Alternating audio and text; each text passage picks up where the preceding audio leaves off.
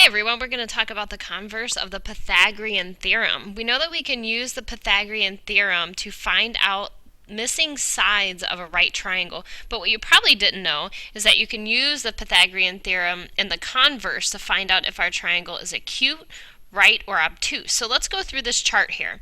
So the first thing it says is, if triangle ABC with the longest side C, if c squared is less than a squared plus b squared, that's what this symbol means, is less than, then we know that the triangle is acute.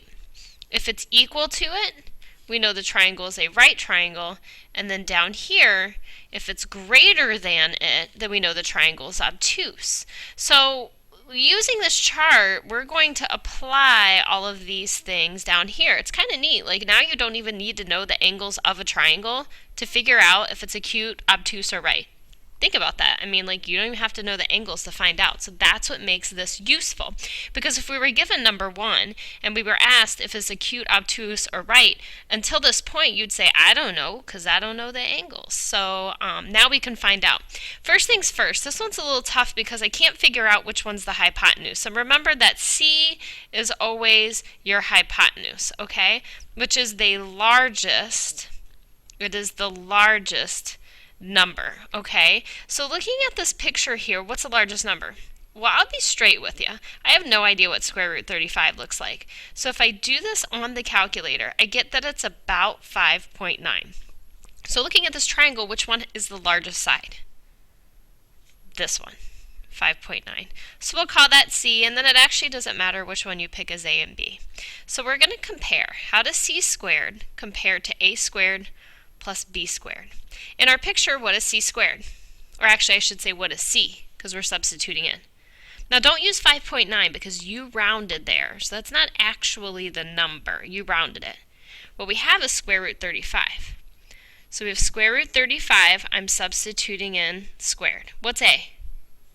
It's 5. So I'm substituting in the 5 squared. What's B? It's 4. So substitute in the 4. And we don't know how these compare yet. I do know something here, though. I know that a radical and then an exponent, they undo each other. They're inverses. So those cancel, and I know that's tough for a lot of students, but those cancel each other, and we have 35. Over here, 5 squared is 25, and 4 squared is 16. Okay? We don't know how these compare yet, but what's 25 plus 16?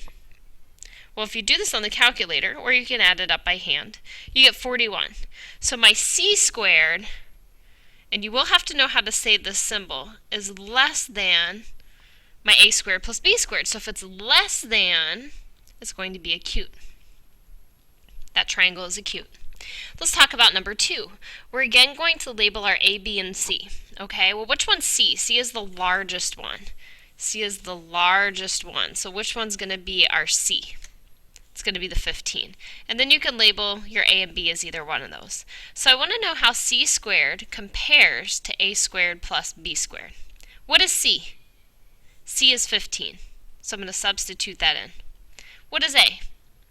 A is 12. So I'm going to substitute that in. And what is B? B is 8, so I substitute that in. And then I start working this out. So 15 squared is 225. How does that compare to 12 squared, which is 144, plus 8 squared, which is 64? Well, we don't know yet. What's 144 plus 64? I know this side's 225, but 144 plus 64 is 208. So which one's bigger? 225. If you read this symbol, you're reading left to right. So 225 is bigger than 208, but let's use some math vocabulary. 225 is greater than 208. So greater than. Okay? So if C squared is bigger than the A squared plus B squared, this triangle is obtuse. Now don't just try to look at it and tell me, by the way. You're going to have to give me this mathematical backup here to prove your point. Okay? So we're going to keep going here. Actually, I think number 3, you try. So you try this one. Now you can pause the video right here and you can try it right now, or you can wait until the end and go back and try all the ones I asked you to do. So it's totally up to you. Honestly, I would watch the video through the first time and then I would go through a second time and write everything down because I was really it was really difficult for me in school to write down everything and listen at the same time. So that's the advantage of having the video. You can watch it, and then you can watch it again, but write everything down the second time. Okay, so let's talk about this. Well, it looks like they just gave us some sides here, which is kind of weird. We don't have the triangle. You don't really need the triangle. Which one is C? 4, 6, or 7? 7 is. It's the biggest. And then we can just say this is A and B. So we're still going to compare C squared to A squared plus B squared. What is C? 7. So we're comparing 7 squared to A squared plus B squared. A is 4, and your B is 6. So 7 squared on the calculator then is 49. 4 squared is 16, and 6 squared is 36. And we're still not sure how they compare, because we still have to add 16 plus 36. So 16 plus 36, 52. So my C squared is less than my A squared plus B squared. So what's that going to be? Less than makes you think of acute. Okay, this is going to be an acute triangle. Look at that. You don't even need a picture now of a triangle to tell me if it's acute, obtuse, or right. You don't need a picture. You don't need to know the angles. All you need to know is the sides. Okay, that's pretty remarkable that that's all you need to know if something's acute, obtuse, or right. So let's look at number 5. On number 5, label your C as the biggest number. What's the biggest number here? 37. So then we can just label the other two A and B. So we want to know how does C squared compare to A squared plus B squared. Well, C is 37, so we have 37 squared compared to A is 12, so 12 squared, and B is 35, so 35 squared. 37 squared on the calculator is 1369, and we want to know how that compares to 12 squared, which is 144, plus 35 squared, which is 1225. So if we add 144 and 1225 together, we get 1369. And these are equal, right?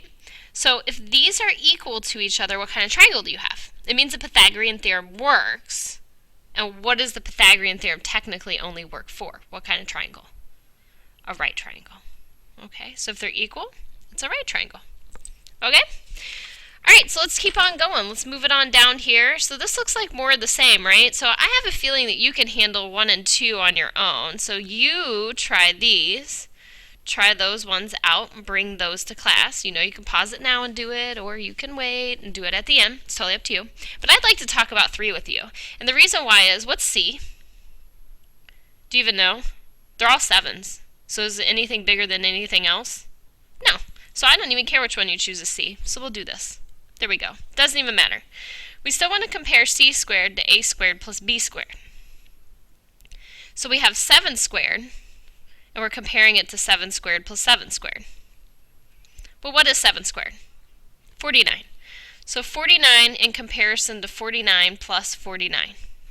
What is 49 plus 49? I actually don't even have that written down. So if I type it into my calculator, it looks like I get 98. So 49 compared to 98. C squared is definitely less than A squared plus B squared. So if it's less than, and I keep writing this down because you need to know what that symbol means.